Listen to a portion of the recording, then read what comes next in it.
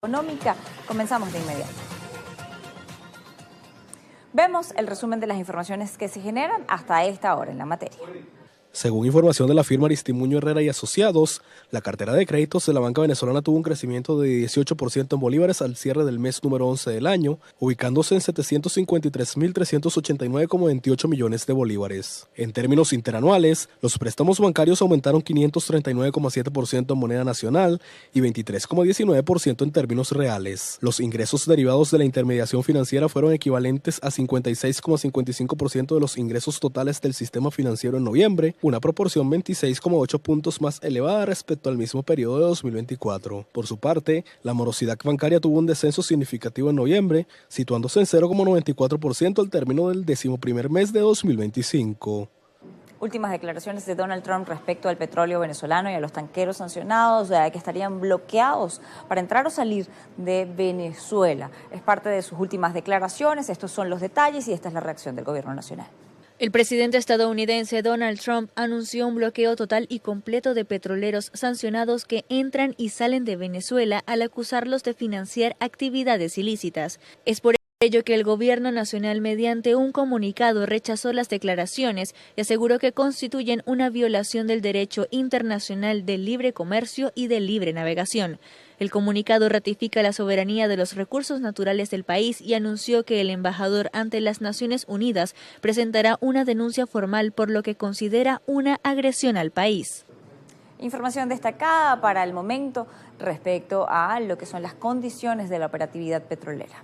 PDVSA informó que las operaciones de exportación de crudo y derivados se desarrollan con normalidad, pese a lo que la estatal considera como un entorno persistente de presiones externas y riesgos operativos. Petróleos de Venezuela expresó que su flota mantiene respaldo técnico y garantías operativas suficientes para cumplir con los compromisos comerciales vigentes. De acuerdo al texto, los buques vinculados a PDVSA navegan en legítimo ejercicio de los derechos de libre navegación y al libre comercio, amparados por el derecho internacional. La estatal sostiene que a pesar de las presiones externas, las acciones no han logrado frenar la actividad exportadora de la empresa.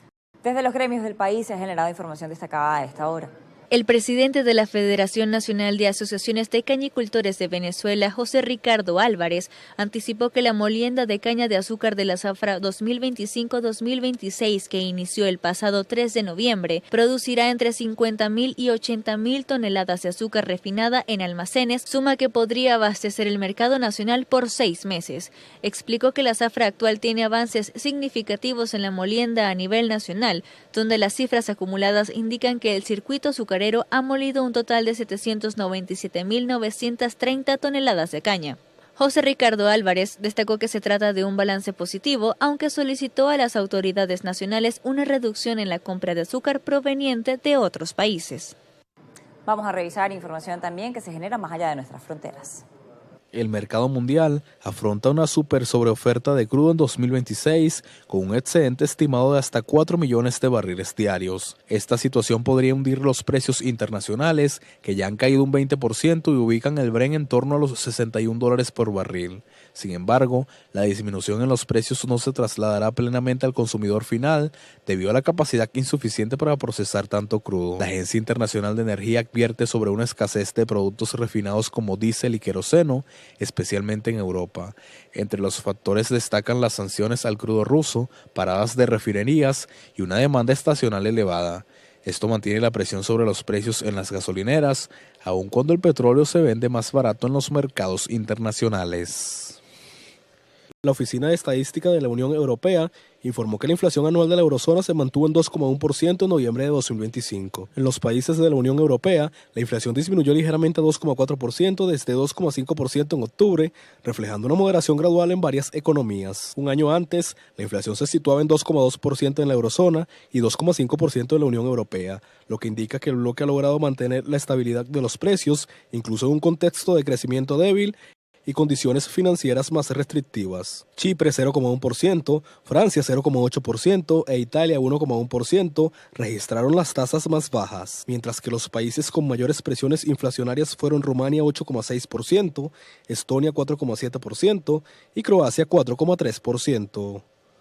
La actividad económica de Brasil cayó un 0,2% en octubre frente al mes de septiembre, según información del Banco Central de Brasil.